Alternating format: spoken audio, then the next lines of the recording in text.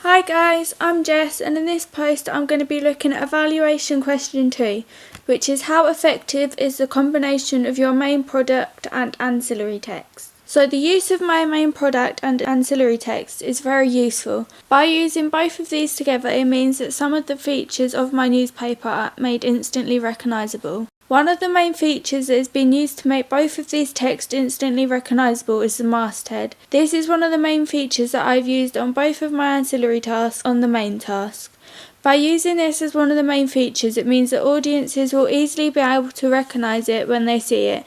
As the masthead is one of the most common features of a newspaper, it means audiences will recognise it straight away due to the bright colours, and it is also the use of my house style. It has been effective to use a combination of the main task and ancillary tasks with my masthead, as a wider range of audiences are likely to see it and will therefore recognise the newspaper and all of the tasks that go along with it. The house style is shown on all three of my tasks as well. For my house style, I chose to use black and red as these two colours contrast each other. By using these colours, it made the newspaper stand out a lot more, and these colours are often used for house styles of local newspapers. All of these colours were shown on the two ancillary tasks as well as the newspaper. On the billboard poster, the different features that were on there were in these colours, which made the poster stand out a lot more and also showed audiences what colours would be used. My website also used these colours for different features shown on there, allowing them to see that these colours will be used all of the time. By using these colours for all of the tasks, it meant that audiences were able to know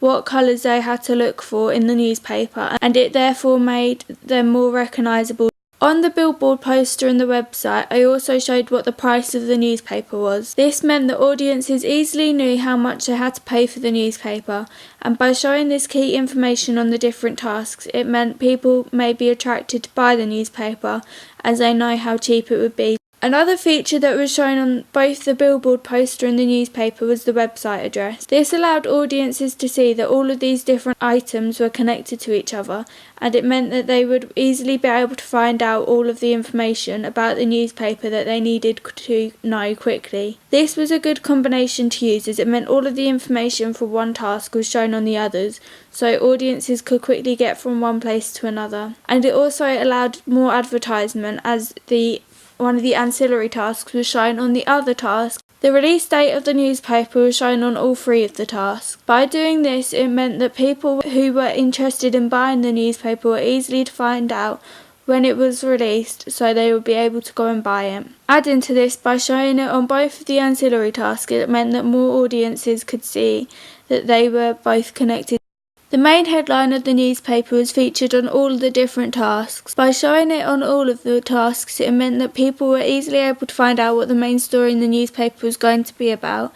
And the main headline is one of the biggest features of a local newspaper, and it is often used to attract more people to read it. Using the combination of ancillary tasks and main tasks to advertise the main headline of the newspaper meant that I was able to get more people to read the newspaper and aim it at a bigger audience. As the ancillary tasks were both aimed at different demographics of people, it allowed them to attract bigger audiences to buy and read the newspaper. By using the website and billboard poster, it means people are then more likely to see indirect advertising for the newspaper.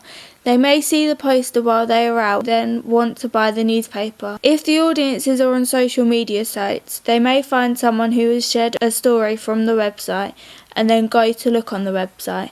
This allows audiences to very easily find out the information they need to know about the newspaper without having to search very much.